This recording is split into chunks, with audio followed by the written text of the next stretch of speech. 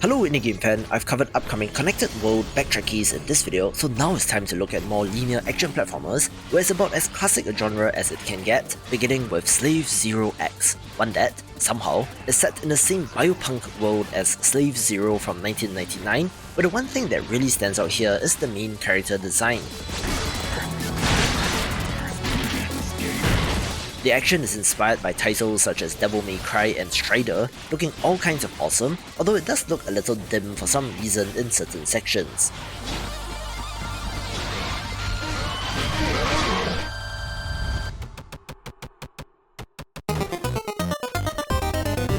Just a quick hit with Bones and Bullets, an 8-bit side-scroller where you play as a skeleton with a gun, looking like it has a little bit of Mega Man DNA as well and looks awesome.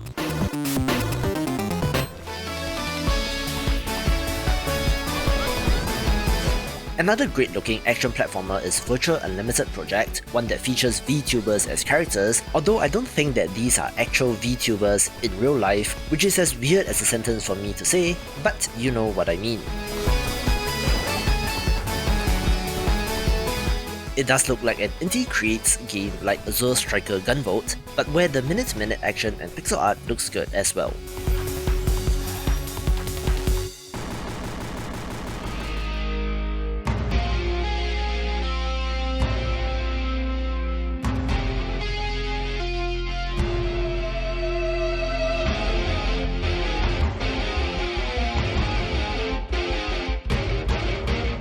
I covered Eagle Knight Paradox quite a while back since it was having its Kickstarter campaign, which was successfully funded, and as far as I know, and according to updates on Kickstarter, this game is still in development.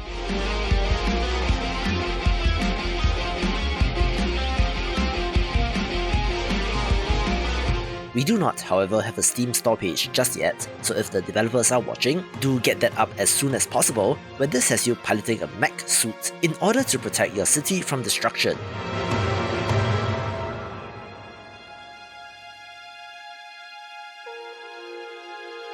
The pixel art looks good and the action wonderful as well, so I hope we get an update soon with perhaps improved visuals since this trailer is from 2020.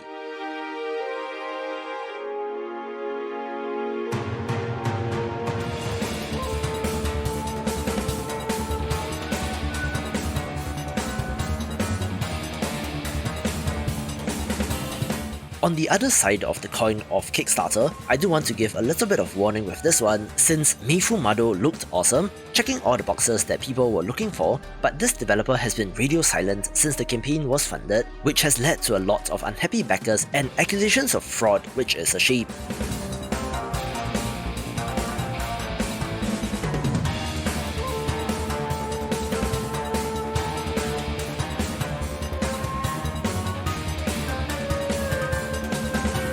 If it ever gets made, this is supposed to be an open-world action platformer set in a post-apocalyptic world with Japanese influences, having fantastical monsters and monstrous enemies with great pixel art and animations, so stay tuned to the channel and I'll let you know if there are any updates.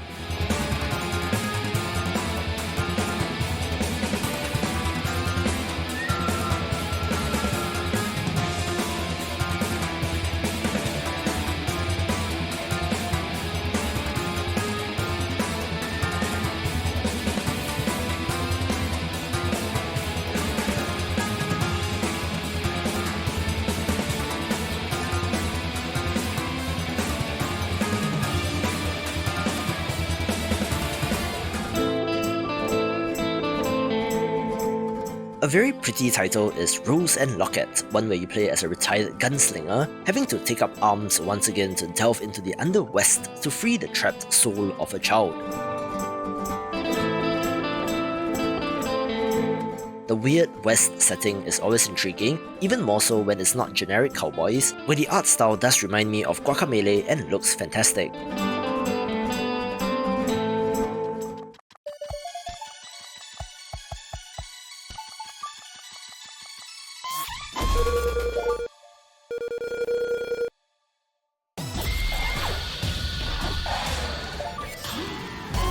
Sonic fans have something to cheer for since we have more Sonic-inspired games in recent years, with another great-looking title being Advent Neon, a very fast-paced title that has a little bit more of a focus on combat.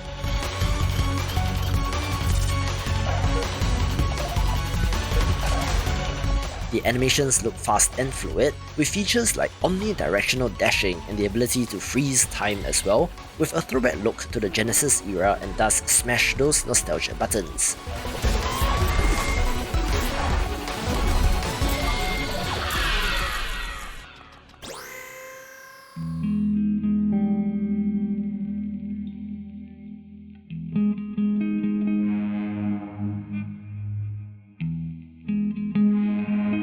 When I came across Sessions, I thought that the art style looked familiar, and then digging a little deeper, indeed, this is from the same developer who made Redo, both of which are similar post-apocalyptic side-scrollers, but I thought Redo was interesting, so perhaps a second crack at the concept will result in a more refined, better version of their earlier game.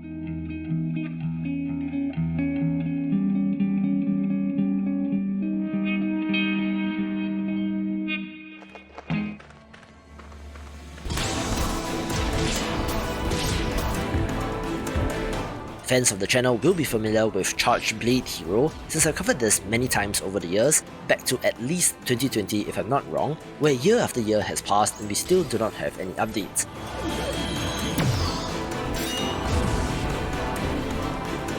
It does still look gorgeous with the hand-drawn art, where the action takes place in combat arenas with verticality, with various perks, upgrades and blessings to equip, so maybe we'll see its release someday, but if we do not get any updates, this will probably be the last time that I'll cover it on the channel.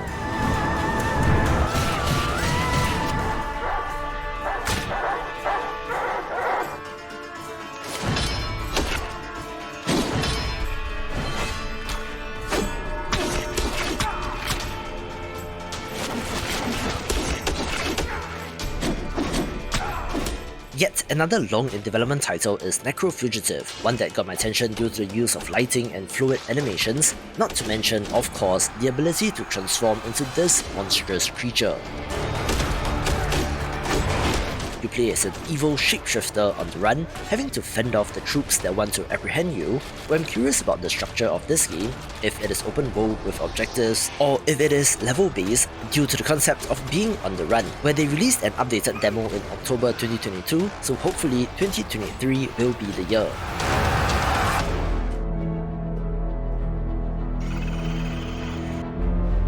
One of the most beautiful action platformers in development is Saviorless, one that combines elements from both traditional action platformers and the more classic cinematic platformers, which results in quite an intriguing title.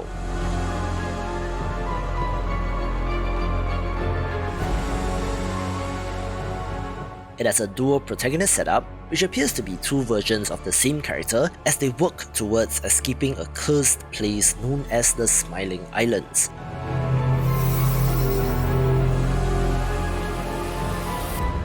Most interestingly, it appears to be more puzzle and platforming focused when the character is in one form and then switches to all combat in the other form, where some of the enemy designs look absolutely sick in a great way.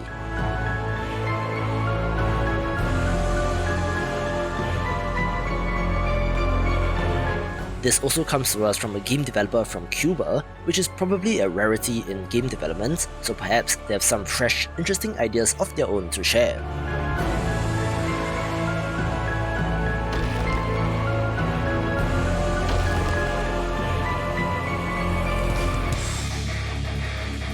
Pixel art run-and-gun platformer with blood and guts basically describes iron meat, so if you know anything about me, of course this is my jam. It certainly looks to be inspired by games like Contra, where you're on a quest to exterminate the meat, a ravenous mass of stuff that looks to consume the earth, looking absolutely fantastic. War is coming.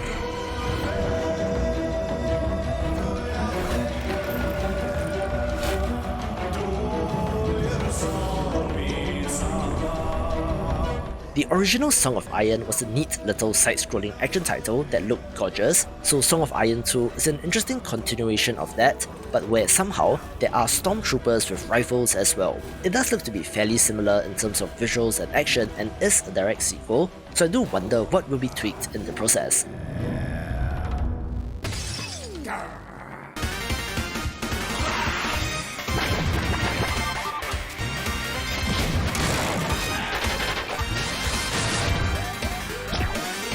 People do seem to love ANTONBLAST, where comparisons have been made to Wario games of all things, which is especially interesting given that Nintendo seems to have no intention of making another one of those.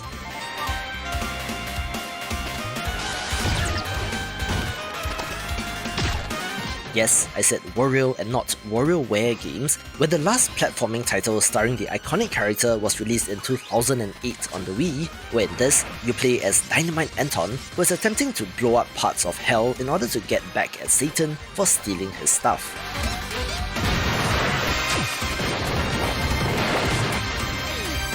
The game involves you getting to the end of the level to hit a button to blow it up, and then running as fast as you can back to the start so you don't get caught up in the explosion, with an awesome GBA style pixel art look as well.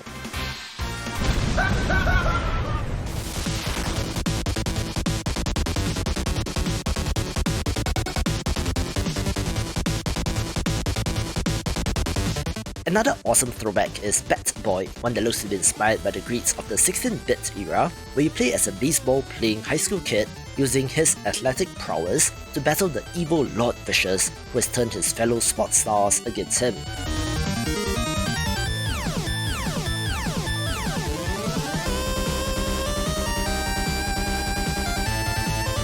It has elements of Mega Man in that you're able to get new abilities from defeated bosses, as well as a Sentai or Power Rangers feel to the vibe, looking excellent as well, where apparently this is releasing in March this year, so look forward to this.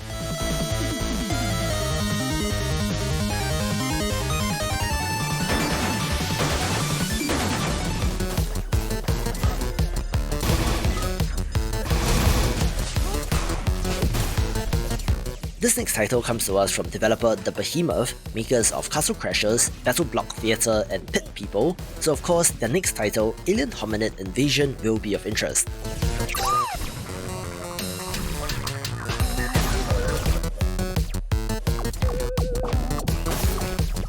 This is a run-and-gun platformer with co-op support, starring one of their original creations that was a Flash game, released on Newgrounds in 2002, with this being a reimagination of that with fancy new graphics.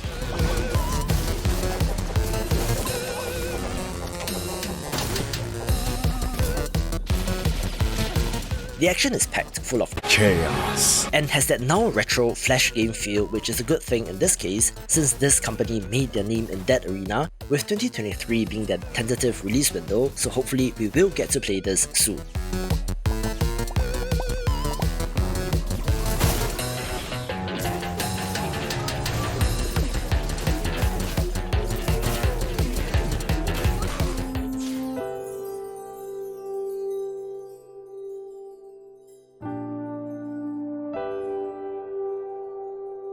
I've had my eye on this cinematic platformer ever since I came to know of it, since the concept and idea of Lunat tickled my fancy, being a pixel art sci-fi title set in the midst of a rebellion against a totalitarian regime. It looks to be a throwback to games like Flashback, Another World and the original Prince of Persia, especially in the character movement, but does have ranged combat as well, looking fantastic, and with the support of publisher WayForward, might get over the finish line this year.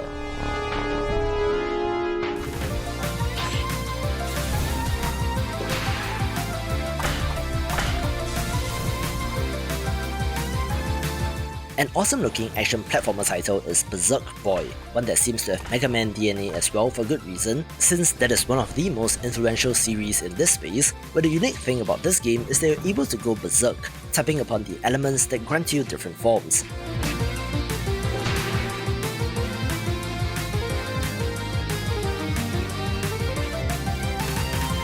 Lightning, fire, earth and air all results in unique abilities for every situation, where this developer's pixel art is gorgeous, more examples of which can be seen on their Twitter account, so let's hope this releases later this year.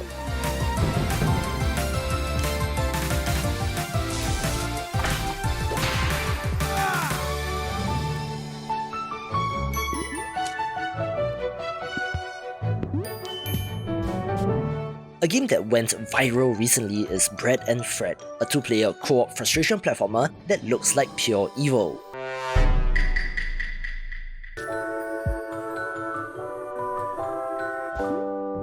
two penguins tethered together must make their way up a mountain, using physics and the supports of each other to make the right jumps, where this will be a real relationship tester with whoever you choose to play with, so buyers beware, despite the deceptively adorable look.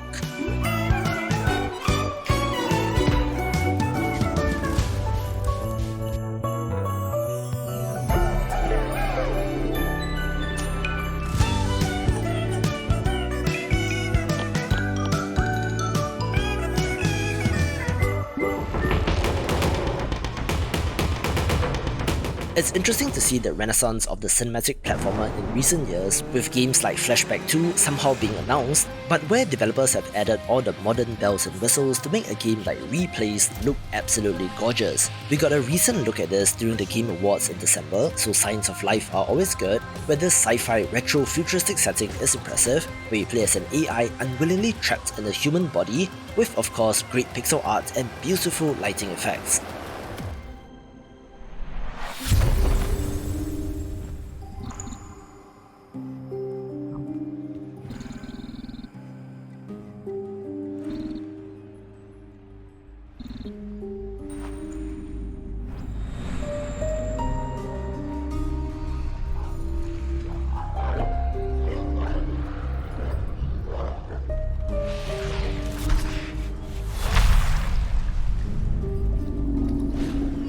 The moment Earthblade was revealed, gamers all over the world went, "My body is ready," since this is the next title from the makers of Celeste, having a similar visual style and even gameplay, but has more action and combat than their previous title.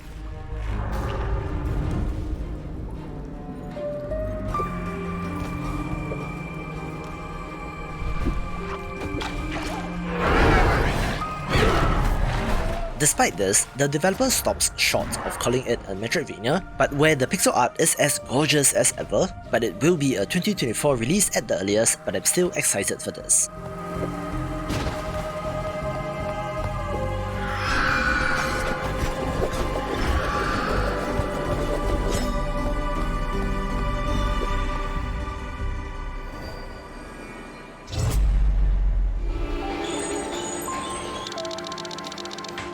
One of the most highly anticipated titles is Gunbrella, since it comes to us from the developer of the 1-bit Metroidvania Gato Roboto, where, as the name suggests, you play as a man who is wielding a weapon that combines both a gun and umbrella. I like how the name is both clever and dumb at the same time, where I can get with the trend of mashing together two random items and then designing a game around it, where this developer also stopped short of calling this a Metroidvania, so it appears on this list instead.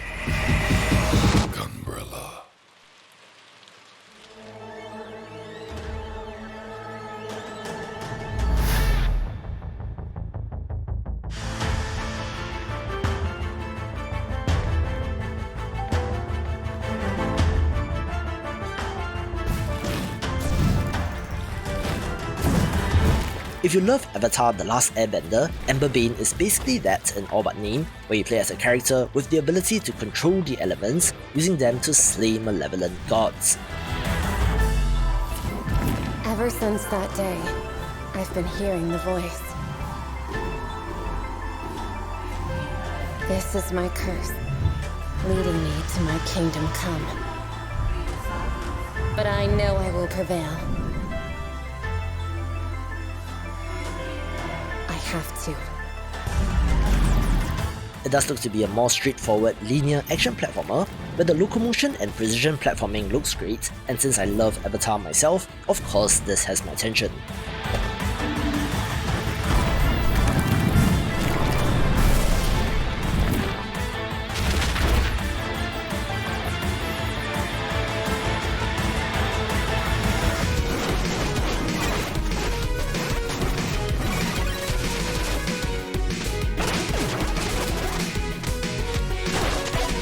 We did also get the recent revival of Gravity Circuit, a fantastic pixel art action platformer that again sure looks Mega Man inspired, especially in these sound effects, where you're battling against the virus army in the world of sentient robots. This is melee combat focused, where our hero does have a grappling hook as well as a number of different power-ups to choose from.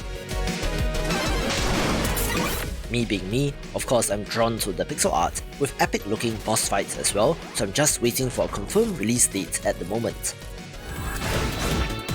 This long in development title will be familiar to long-time fans of the channel, where it has gotten pushed from one year to the next, but yet I'm still excited since the combat techniques that you can use look awesome, where it has the support of humble games, so I don't think that they are resource constrained, so fingers crossed Bushiden will release in 2023, where you can watch this to find out my current all-time favourites in this genre.